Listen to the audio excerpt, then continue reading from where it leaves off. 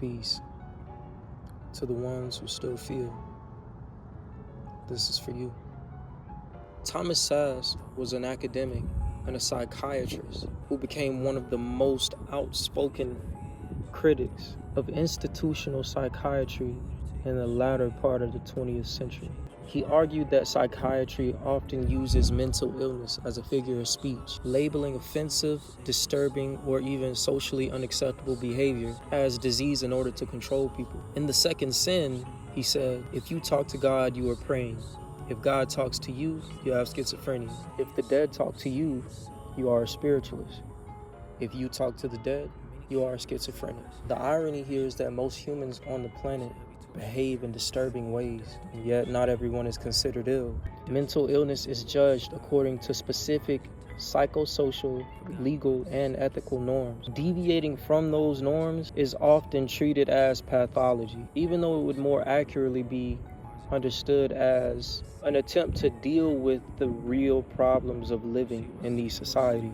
In all honesty, the mainstream mental illness trend is not supporting us in evolution or ascension. It's supporting accepting where we are, which is important because we must be honest about where we are in order to move forward. But we must be moving beyond that. I say that because what we're facing here is nothing new. I'm not saying mental illness doesn't exist.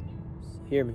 I'm saying it often emerges when one's deeper nature conflicts with their surface level identity, while at the same time they are being expected to behave, quote unquote, in a system that is fundamentally unnatural. To classify this conflict as illness is to obscure the very real problems, to essentialize the real struggles of existence.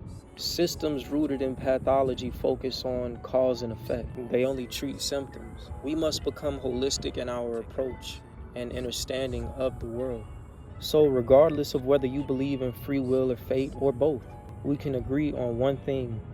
At some point we're forced to choose. That freedom to choose is dizzying, and for many it's unbearable.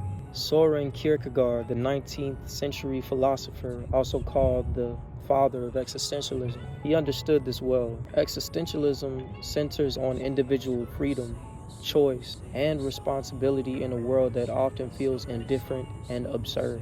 On the spectrum of how humans respond to this freedom, Kierkegaard identified two extremes. One is getting lost in the infinite, endlessly imagining possibilities, contemplating meaning, but never acting, often due to fear, anxiety, or shame. The other is getting lost in the finite, dissolving into the crowd, choosing comfort over imagination, surrendering one's capacity to envision alternate ways of living, just basically becoming an ant in a colony. It's a kind of internal death, chosen in order to function smoothly in the external world. The search for meaning is humanity's primary motivating force. Viktor Frankl put it plainly, there is nothing in the world that would so effectively help one to survive even the worst conditions as the knowledge that there is a meaning in one's life. I've seen this firsthand. A childhood friend of mine was set up and shot. He later told me that just as he felt himself slipping away, the only thing that kept him alive was thinking about his daughter, how she needed him. Love gave him a reason to stay and kept him alive in those moments. Everyone eventually confronts their why. Some arrive sooner than others, but it's inevitable. Can't get away from it. The robotic rhythm, wake, eat, work, scroll, eat, work, scroll, sleep, Monday, Tuesday, Wednesday, years stacking on top of years. It can't continue forever, not without eventually producing the question, why am I here? If what we do does not satisfy that question, we either search for alternatives or fall into existential crisis. How we justify our existence, how we feed our hunger for meaning in a world that does not give us any, reveals a great deal about who we are. Whether you live in endless questioning or find meaning in something offered by the crowd, career, love, religion, I won't call any of it wrong. Personally, I believe the healthiest approach is to hold both extremes at once, to imagine, transcend, and see beyond, while also acting, choosing, repeating, accepting, and living with constraints. Be disciplined. Responsibly hold attention instead of escaping to either pole.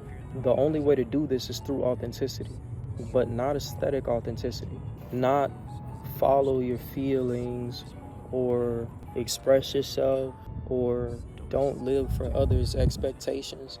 That's real surface level, what you hear on Instagram, real quick type of thing. I mean authenticity rooted in responsibility.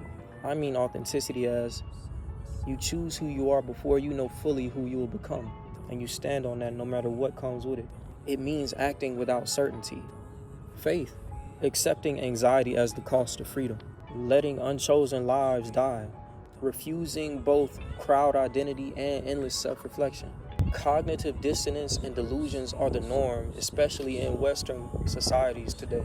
To behave means to comply, to selectively acknowledge truth, and therefore to participate in one's own self-destruction. True authenticity stabilizes the dizziness of freedom. It overpowers anxiety.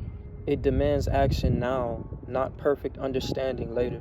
It requires inwardness, not performance. Authenticity is the lived union of the infinite and the finite. It's not about discovering who you are.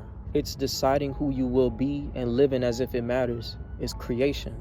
Too much self-reflection can lead to psychosis. Too little creates the perfect conditions for neurosis. Since these are opposite ends of the same spectrum we all occupy, mental illness may be unavoidable. I really think so. So perhaps the goal isn't to eliminate it in systems that inevitably create it. Perhaps the goal is awareness, alignment, and at the very, very least, to not lose your soul. Remember, you are not only the driver of the vehicle, you are the capacity to take responsibility for driving at all. You are not only the dweller within the temple, you are the capacity to consciously inhabit it and take responsibility for its meaning. Nothing outside of you can save you from forfeiting your soul. Nothing. Only you can. For those who still feel, this is for you. Take what resonates, leave what doesn't. I love you. Peace.